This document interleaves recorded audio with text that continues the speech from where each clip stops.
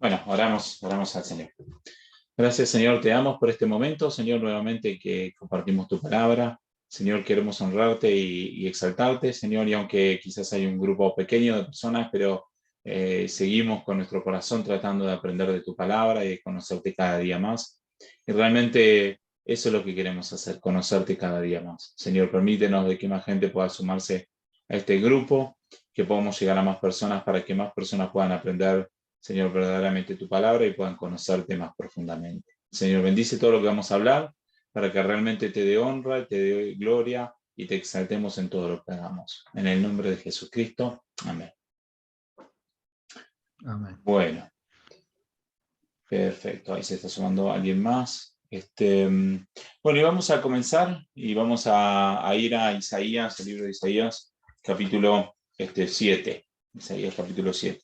Como a breve resumen de lo que estuvimos viendo la semana pasada y la anterior, lo que estuvimos viendo por un lado eran profecías del Antiguo Testamento que tenían que ver con Jesucristo, con el Mesías que iba a venir. Entonces, bueno, estuvimos hablando de la promesa del Mesías como la simiente de Abraham, la simiente de la mujer, la simiente de David. Estuvimos viendo también que había sido prometido un profeta, el Mesías como profeta de Dios a quien había que escuchar, y habíamos visto que ese profeta tenía que morir y resucitar. También habíamos visto las promesas del Antiguo Testamento de Jesús como rey, ¿sí? Entonces habíamos visto de que por un lado él tenía que ser descendiente de David, por otro lado iba a establecer el reino de Israel, no solamente un reino espiritual, sino que además un reino físico sobre la tierra, ¿sí?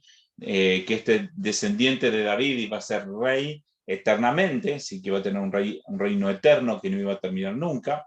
Habíamos visto de que él era el que iba a traer la libertad al pueblo de Israel y que iba a edificar el nombre de Dios también, o sea, que iba a hacer que el nombre de Dios sea glorificado en toda la tierra, ¿sí? Que este Mesías además recibe la herencia de parte de Dios y que además debe ser honrado y adorado y que es el que va a establecer la paz, el derecho y la justicia en la tierra. Así que vimos muchas cosas que tienen que ver con las promesas de un Salvador y algunas características de este Salvador.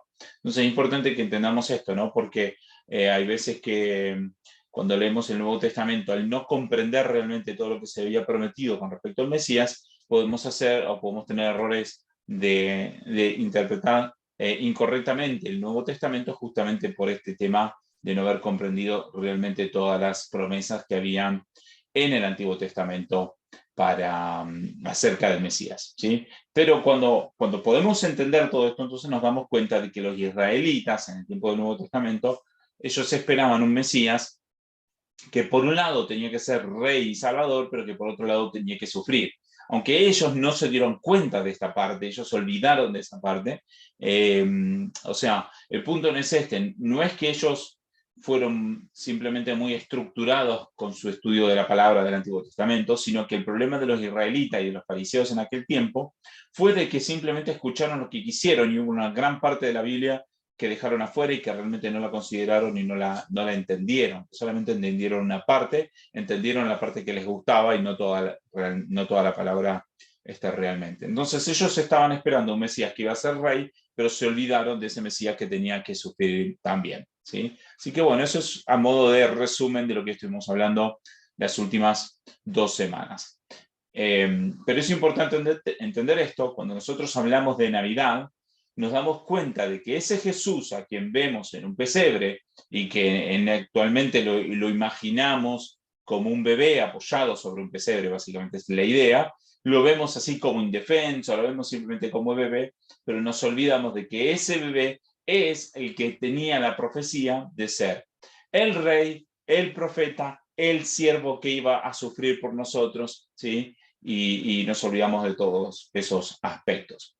Hoy, en el día de hoy, me gustaría que veamos algunas profecías que tienen que ver sobre todo también con el nacimiento del Mesías, ¿sí? Con el lugar y con la fecha del nacimiento y con algunas otras cosas que son importantes. Y vamos a comenzar entonces en Isaías capítulo 7. Entonces recordemos, Isaías está unos 500 años de Jesús, si no recuerdo mal, 500, 600 años antes de Jesús. Así que es importante que podamos entender este aspecto, ¿sí?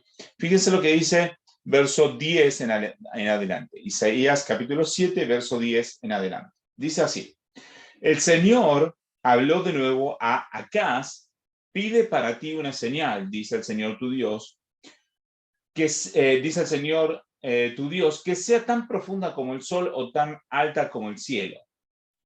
Pero Acaz respondió: no pediré ni tentaré al Señor. Entonces Isaías dijo: oigan ahora, casa de David, ¿les parece poco cansar a los hombres, que también cansarán a mi Dios? Por tanto, el Señor mismo les dará una señal. Una virgen concebirá y dará a luz un hijo, y le pondrá por nombre Emanuel. Comerá leche cuajada y miel hasta que sepa lo suficiente para desechar lo malo y escoger lo bueno, porque antes que el niño sepa desechar lo malo y escoger lo bueno, será abandonada la tierra cuyos dos reyes tú temes. El Señor hará venir sobre ti, sobre tu pueblo y sobre la casa de tu padre días como nunca han venido desde el día en que Efraín se apartó de Judá, es decir, el rey de Asiria.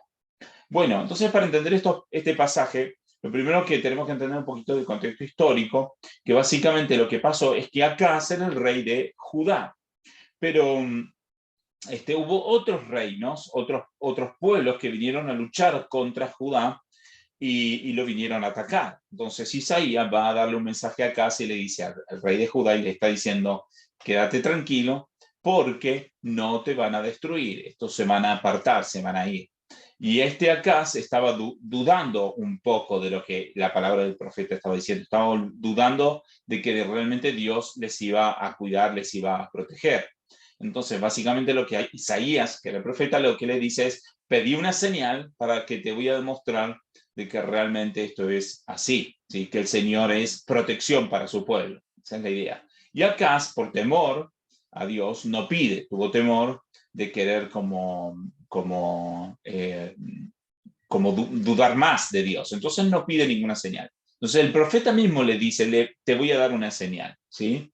Entonces ahí dice que la Virgen concebirá y dará a luz un hijo y le pondrán por nombre Emanuel. Entonces ahora es importante notar esto, porque Isaías le está diciendo sobre algo que va a ocurrir 500 o 600 años después, pero el punto es de que Dios libertó a Judá en este tiempo, un poco tiempo después de que Isaías le diera la promesa de que Dios les iba a cuidar y les iba a rescatar. Pero el punto entonces es de que Isaías ya estaba profetizando y estaba diciendo de que Dios iba a dar una señal que vendría 500 o 600 años después, aunque no lo sabía, aunque Isaías no lo dice en ese momento, una señal de un bebé que van a ser de una virgen, ¿sí? Y este nacimiento de un bebé de una virgen era una señal de que Dios es protección para su pueblo. Esa es la idea, en especial para el pueblo de Judá, en este caso. Es una señal de que Dios es protección para su pueblo. Pero dice claramente y explícitamente de que una virgen iba a concebir y dar a luz un hijo, ¿sí? Ahora, esto es interesante porque inclusive en el Nuevo Testamento, cuando vemos a veces las actitudes de los fariseos en contra de Jesús, que ellos dudan del hecho de que Jesús haya nacido de una virgen y lo toman como que estuviera diciendo tonterías. Pero el punto es de que ya ellos tenían una profecía explícita y clara de que un bebé tenía que nacer de una virgen. Estaba profetizado y los fariseos aún sabían de que tenía que nacer un bebé de una virgen. Ahora también es interesante de que el profeta le dice al rey, le dice que el nombre que le iban a poner era Emmanuel. Ahora, obviamente nosotros en español sabemos, hoy mucha gente sabe de que Emmanuel significa Dios con nosotros porque de alguna forma eso lo hemos aprendido de la Biblia, aunque hay gente que lo sabe simplemente por cultura popular, pero la palabra Emmanuel en el original en hebreo significa literalmente Dios con nosotros, así que no, esto era obvio para el rey de que Emmanuel significaba Dios con nosotros. Entonces lo que le está diciendo el profeta es de que iba a nacer un hijo de una virgen y que ese hijo era Dios con nosotros. O sea, estaba realmente profetizando de que el mismísimo Dios iba a estar en medio de su pueblo en un bebé que iba a nacer de una virgen. Súper claro, súper explícito, que los israelitas no comprendieron y no entendieron algo que estaba sumamente claro y dicho ahí por el profeta. ¿Sí? Entonces, el pueblo de Israel, ellos sabían de que ese bebé que iba a nacer de una virgen, aunque en este pasaje no saben cuándo, pero sabían de que ese bebé que nacería de una virgen, que ese bebé sería Dios con nosotros, estaba sumamente claro y profetizado. ¿Sí? Ahora, vamos a seguir con otro pasaje que está 2 páginas después, está en Isaías capítulo 9, verso 1. Fíjense lo que dice. ¿Hasta aquí alguna pregunta o está todo claro? Bien, ok. Isaías capítulo 9, verso 1. Fíjense lo que dice. Pero no habrá más melancolía para la que estaba en angustia.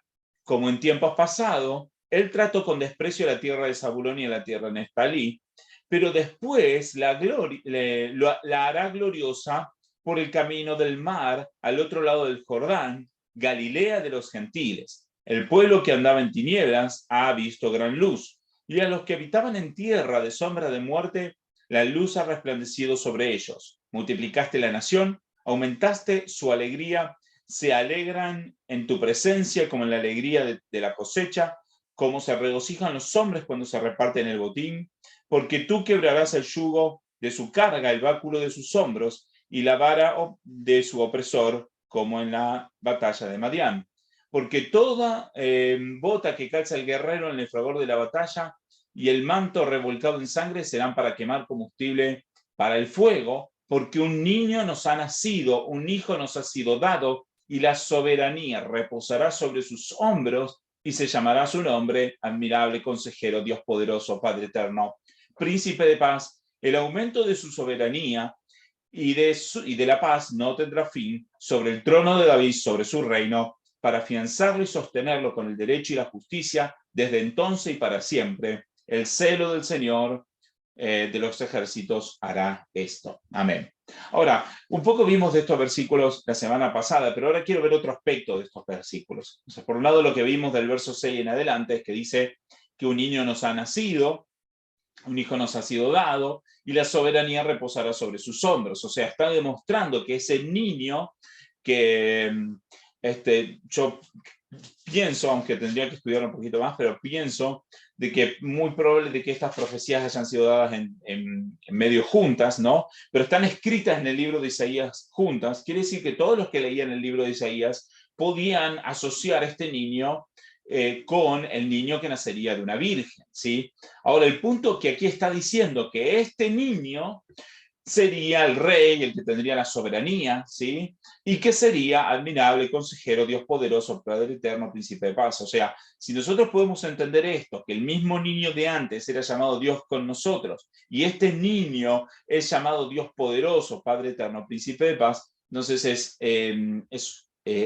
es evidente de que está hablando del mismo niño y que este niño sería Dios con nosotros, que sería aquel que vendría a traer la paz, que vendría a traer el reino, que vendría a establecer sí, la paz sobre Israel. Entonces, es evidente, sí, que aquí está hablando del mismo niño, es otra profecía referente también a la venida del Salvador, del Mesías. Ahora, lo interesante de este pasaje tiene que ver también con el comienzo, que habla de Galileo de los gentiles, que habla de Zabulón, de la tierra de Neftalí. Ahora, el punto que hace ahí, hablando de esa tierra de Neftalón, de Zabulón y de Neftalí, es de que eran tierras en que habían pasado por grandes sufrimientos, pero se les anuncia paz, se les anuncia gozo, se les anuncia que ellos iban a ver la luz. Ahora, para entender un poquito la importancia de esto, me gustaría mostrarles 2 mapas, así que si me permiten 2 segunditos, voy a abrir los mapas a ver si los pueden ver, que creo que van a ser de bendición. A ver, un momentito, se los pongo en pantalla.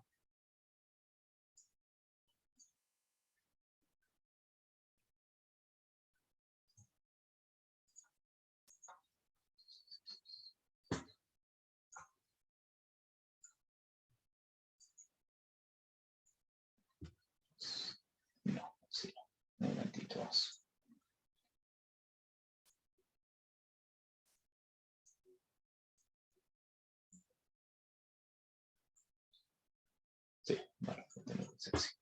Ok. Bueno, ahí me dicen si se alcanza a ver los mapas, ¿sí?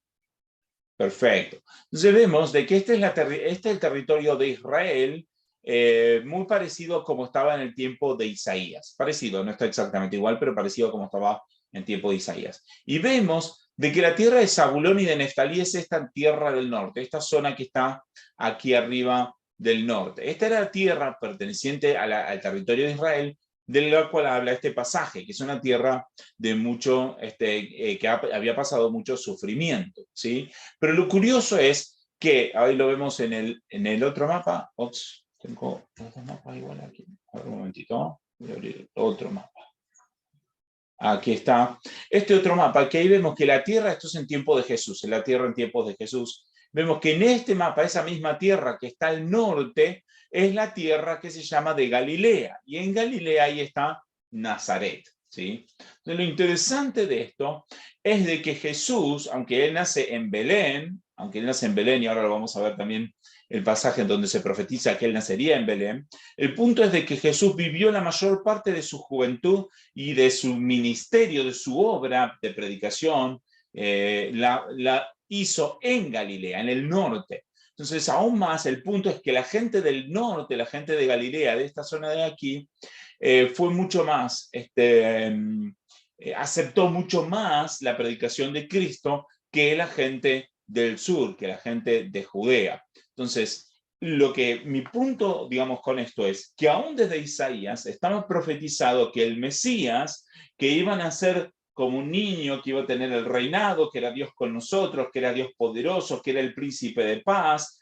que su soberanía iba a ser eterna, ese mismo príncipe iba a llevar la luz a Galilea, a esta zona de Neftalí y de Zabulón. Entonces, fíjense que hasta eso estuvo profetizado. No solamente su nacimiento, sino que estuvo profetizado, además de su nacimiento, estuvo profetizado que él estaría predicando en el norte y que la gente del norte vería la luz de Dios a través del Mesías. ¿Se comprendió esta idea? ¿Alguna pregunta con respecto a esto? Buenísimo. Bueno, espero que los mapas hayan podido ayudar también a visualizar esto que les quería mostrar. Bien, entonces, fíjense que todo esto es lo que está profetizado acerca del Mesías, y esto está profetizado 500 o 600 años antes. Entonces, ahí vemos la profecía del niño que reinaría y que traería la luz sobre Galilea también. Ahora vamos a ver otro pasaje que está en el libro de Miqueas. Miqueas es otro profeta, pero también dice algunas cosas bastante interesantes con respecto al Mesías. Fíjense lo que dice Miqueas capítulo 5, verso 1. Dice así: reúne ahora tus tropas, hija de guerreros, han puesto sitio contra nosotros, con una vara herirán en la mejilla al juez de Israel. Pero tú, dice, Belén Efratá, aunque eres pequeña entre las familias de Judá, de ti me saldrá el que ha de ser gobernante en Israel, y sus orígenes son desde tiempo antiguo, desde los días de la eternidad. Por tanto, él los abandonará hasta el tiempo en que dé a luz la que ha de dar a luz.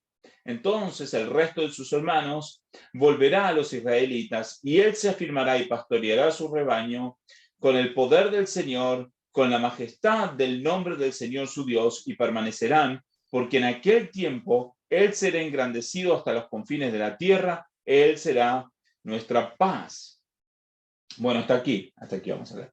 Entonces, fíjense que aquí Miqueas también está diciendo algunas otras cosas interesantes. Por un lado, está hablando de que el tiempo en que nazca el que o que dé a luz la que tiene que dar a luz. O sea, de alguna forma es una referencia a decir, hasta el tiempo en que la Virgen que tiene que dar a luz dé a luz al que tiene que nacer, ¿sí? Entonces, está hablando de este gobernante, o mejor dicho, de esta persona que será gobernante, que será el gobernante de Israel. Fíjense en el verso 2 dice, de ti me saldrá el que ha de ser el gobernante en Israel. O sea, están diciendo, aquel que tiene que ser el rey, el más importante de todos, va a salir de Belén. Y fíjense que aún más dice, y sus orígenes son desde tiempos antiguos, desde los días de la eternidad.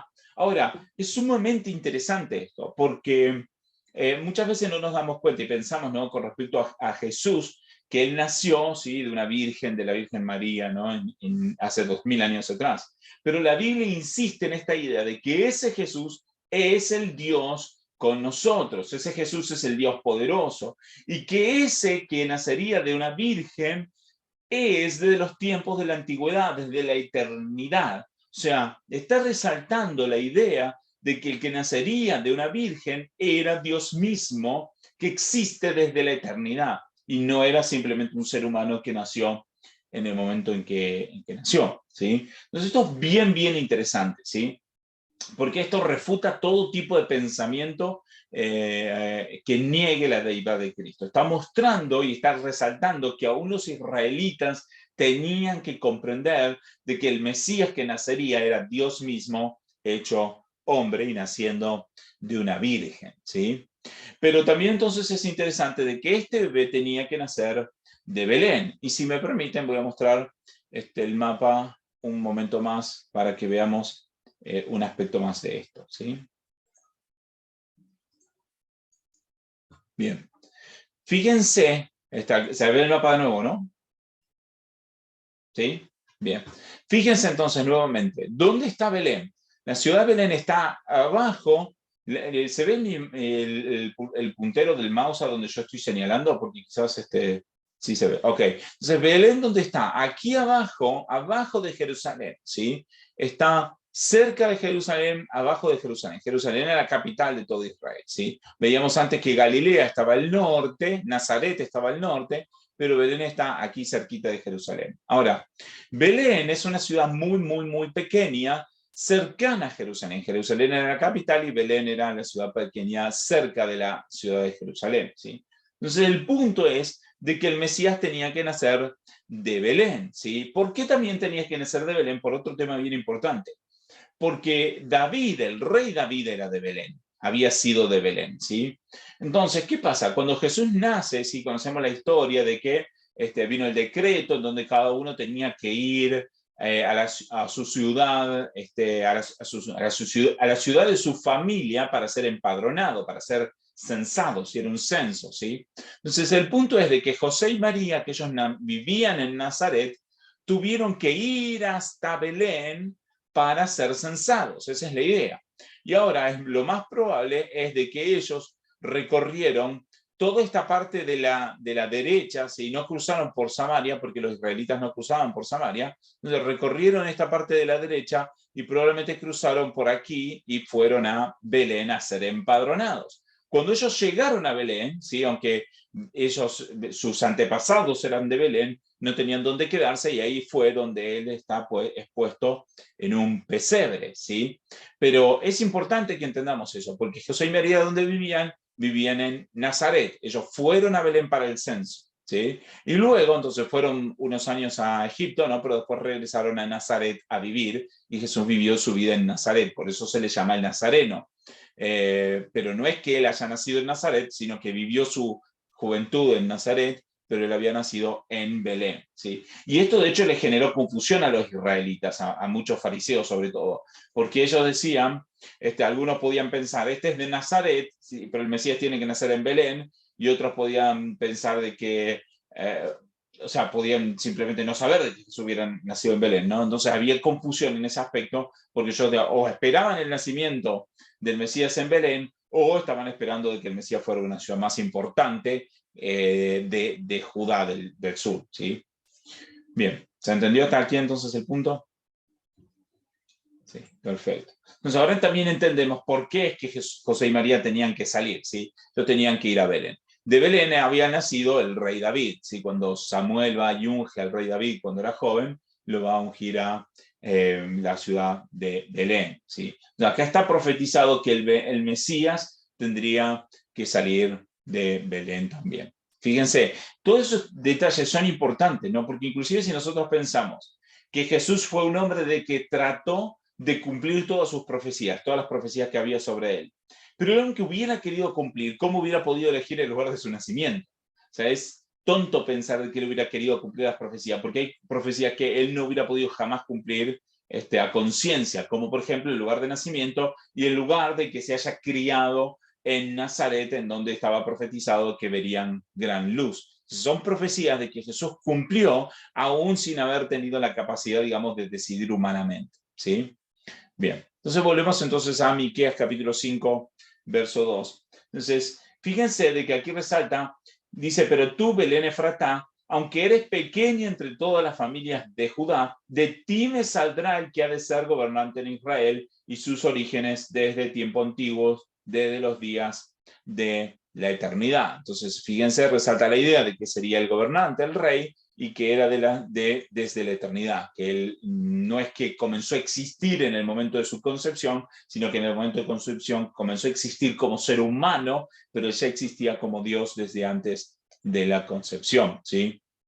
Pero fíjense que también, como vemos en el versículo 4, por ejemplo, dice, y él se afirmará y pastoreará su rebaño con el poder del Señor, con la majestad del nombre del Señor su Dios, y permanecerán, porque en aquel tiempo él será engrandecido hasta los confines de la tierra, él será nuestra paz. Entonces ahora nuevamente el punto es de que además está profetizado que él sería de Belén y que él sería el rey, además está profetizado que él sería el pastor de su pueblo, el pastor de Israel, y el pastor que exalta, que tiene el poder de Dios y que exalta el nombre de Dios también, ¿sí? Es bien importante ver esos aspectos de pastor de él, ¿sí?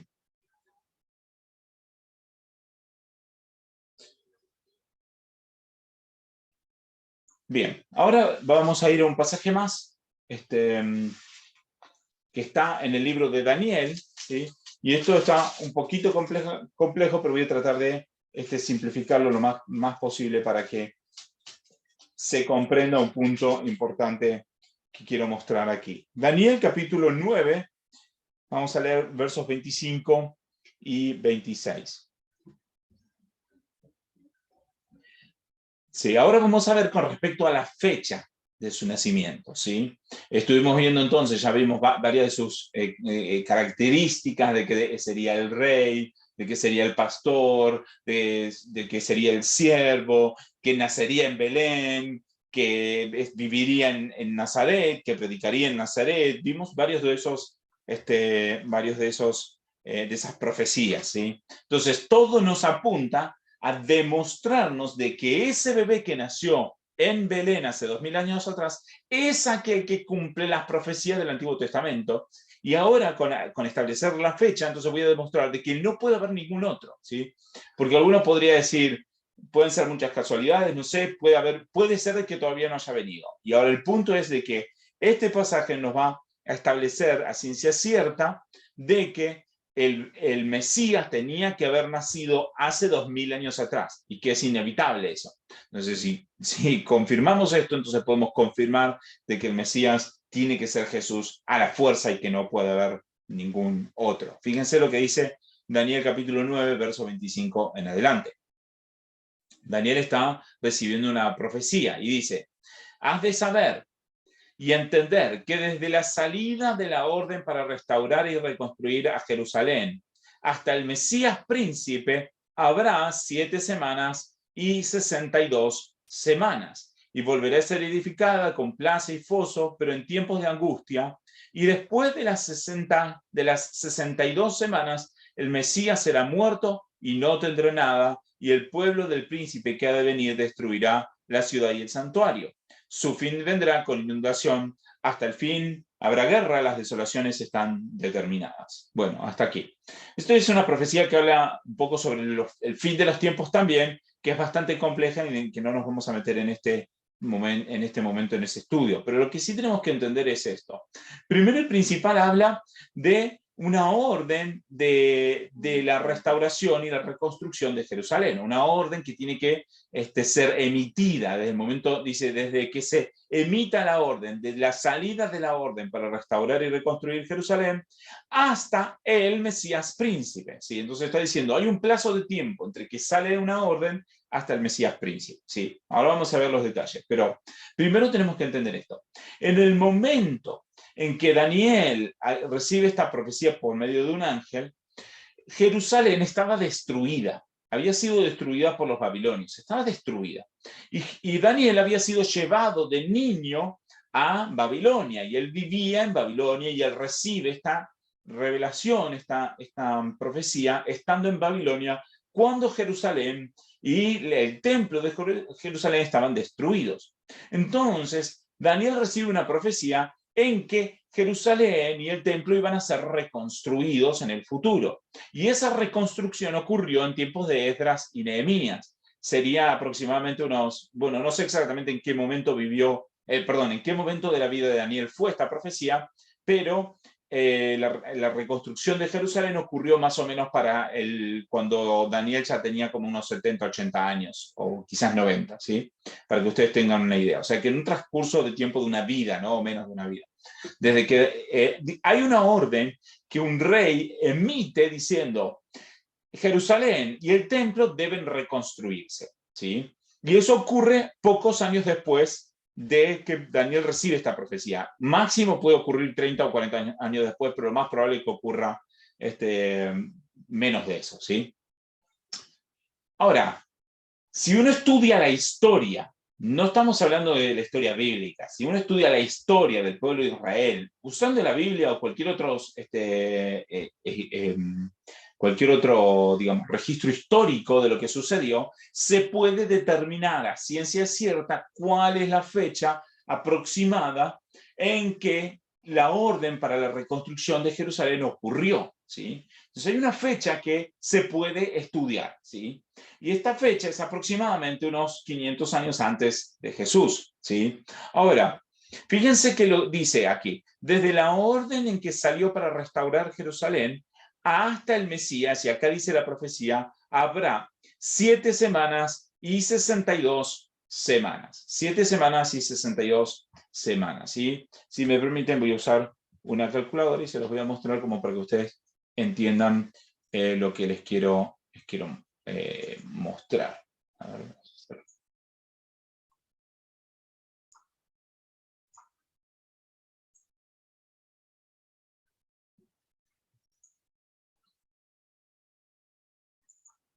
bueno, ahí tenemos una calculadora. Entonces, fíjense que dice que habrá 7 semanas y 62 semanas. Eso es, 7 semanas más 62 semanas son 69 semanas. Ahora, estas son semanas de años, no son semanas de días, como nosotros tenemos 7, una semana son 7 días, estos son semanas de años, o sea que estos son 69 semanas de años. Son 7 semanas más 62 semanas, son 69 semanas de años. Una semana tiene 7 años, quiere decir que si hacemos 69 por 7, está hablando de 483 años, ¿sí? Entonces, esta profecía está determinando a ciencia cierta de que desde el momento en que se emitió la orden para reconstruir Jerusalén y la ciudad hasta el Mesías príncipe, tienen que pasar 483 años. Entonces, esto determina el momento en que el Mesías tenía que estar vivo. Ahora, hay un poco de debate con respecto a si esta profecía está hablando de que estos 483 años es hasta el nacimiento del Mesías, pero lo más probable es que esta profecía es hasta el momento en que Jesús entró en Jerusalén. Hay un pasaje que habla de cuando Jesús entró en Jerusalén. Pero de todos modos, aunque pueda haber una diferencia de algunos años, ¿sí? El punto es de que el Mesías tenía que haber nacido unos 50, 60 años después de la salida para reconstruir Jerusalén. Si se sabe que la salida para reconstruir Jerusalén es casi 500 años antes de Jesús, entonces puede establecer a ciencia cierta de que el Mesías tenía que haber nacido en tiempos en que nació Jesús, ¿sí? Ahora, yo estoy haciendo estos números muy a grosso modo, pero hay cálculos mucho más precisos que demuestran justamente de que este cálculo es hasta que el Mesías entró en Jerusalén. Pero entonces mi punto es este, que inclusive en el Antiguo Testamento estaba profetizado en qué año debía vivir y estar presente el Mesías. Entonces, el Antiguo Testamento nos ha dado tanta información, ¿sí? Nos ha dado información con respecto a la vida del Mesías y nos ha dado información con respecto al lugar de su nacimiento, al lugar de su vida, nos ha dado información con respecto a la fecha de su nacimiento también. nos ha dado un montón de información y que todo demuestra de que Jesús es aquel que cumple todas esas profecías, ¿sí? Fíjense, algo más que les quiero notar, que en el verso 26, acá en Daniel capítulo 9, verso 26, dice, después de las 62 semanas, el Mesías será muerto y no tendrá nada. Así que este pasaje inclusive está demostrando la muerte del Mesías que ya hemos visto en otros pasajes en donde el Mesías tenía que morir y aún que estaba profetizado que tenía que resucitar. Entonces, teniendo todo esto, toda esta información, entonces ahora nosotros podemos ver el nacimiento de Jesús de una forma muy diferente a como lo veíamos antes. Ya ahora no podemos ver en Navidad como simplemente un momento para festejar, como simplemente un momento para compartir con amigos y comer algo rico, aunque todo eso está bien, sí está perfecto, pero ahora nosotros tenemos que ver el nacimiento del Mesías como realmente lo que es. Es el cumplimiento de muchísimas de las profecías del Antiguo Testamento que demuestran que Dios se haría hombre y vendría al mundo para servir, para morir, para resucitar, ¿sí? Y para cumplir su propósito en su pueblo.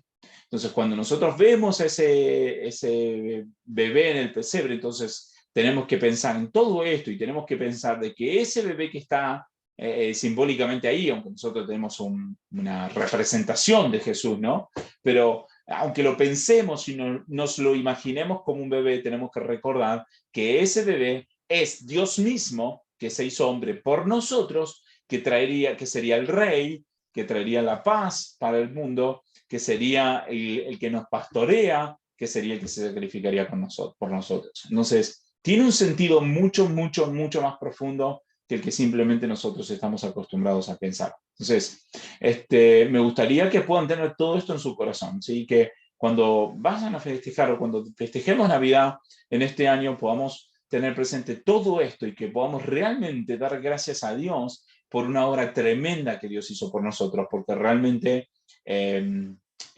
merece adoración por lo que hizo, ¿sí?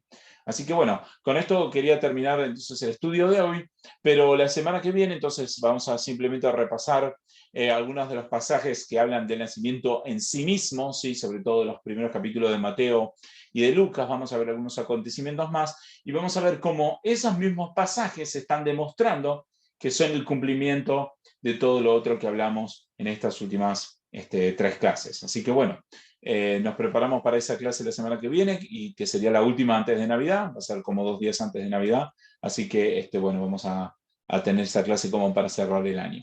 Luego de esa clase, la semana siguiente no vamos a tener clase, vamos a tener una pausa de una semana por Año Nuevo y luego retomaríamos en enero con un tema nuevo. Amén. Así que bueno, no sé si hay alguna pregunta, algún comentario que quieran hacer con respecto a estos pasajes que vimos hoy. Muy claro todo lo que explicaste y afirmar quién es nuestro Señor Jesucristo y qué es lo que celebramos. De mi parte no tengo nada porque, o sea, no tengo nada ni para confrontar porque yo estoy aprendiendo. Por lo tanto, todo esto, lo que vos explicaste, está en la Biblia y eso le da eh, un marco de legalidad, ¿no? Claro que sí. Claro que sí. Bueno, muchas gracias. Malvina, ¿querías hacer una pregunta, un comentario? No, que estaba todo también lo mismo que Zacarías, que está todo claro. Así que Perfecto, gracias. buenísimo. Se entendió Buenísimo. todo. Y gracias por usar el mapa, todo eso es todo muy bueno, porque también aprendemos, tanto de la Claro, Biblia, como dice Marti, que nos confirma, pero también está bueno ver esas partes de los mapas. Así que claro que eso, sí. todo muy bueno. Gracias por enseñarnos eso. Claro que sí. Sí, nos ayuda a entender, digamos, entender algunas cosas de la Biblia al ver el mapa, porque realmente nos damos cuenta de qué es lo que está ocurriendo, ¿no? Hay veces que uno puede no darse cuenta simplemente porque no conoce las ubicaciones, ¿no? Cosas por el estilo, ¿no? Sí. Buenísimo. Bueno, Galaxy Tab, no sé quién será que me figura así. Quizás es David Cele me parece que es. o Creo que es David. David.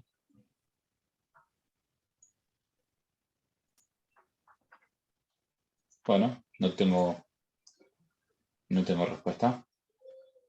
Bueno, oramos al Señor entonces, ¿les parece?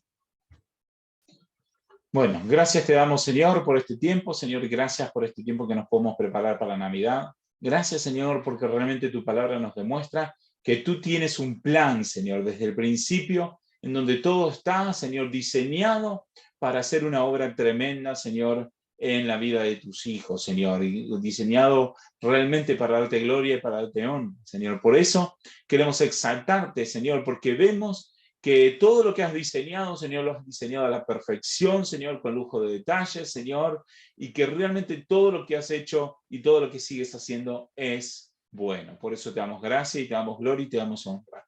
Quiero pedirte por cada uno de mis hermanos, Señor, para que realmente en esta Navidad podamos tener nuestro corazón, Señor, pensando en el gran Dios que se hizo hombre y que se entregó por nosotros en Jesucristo nuestro Señor. Señor, bendice nuestras vidas, acompáñanos, Señor, en todo tiempo. En el nombre de Jesucristo. Amén.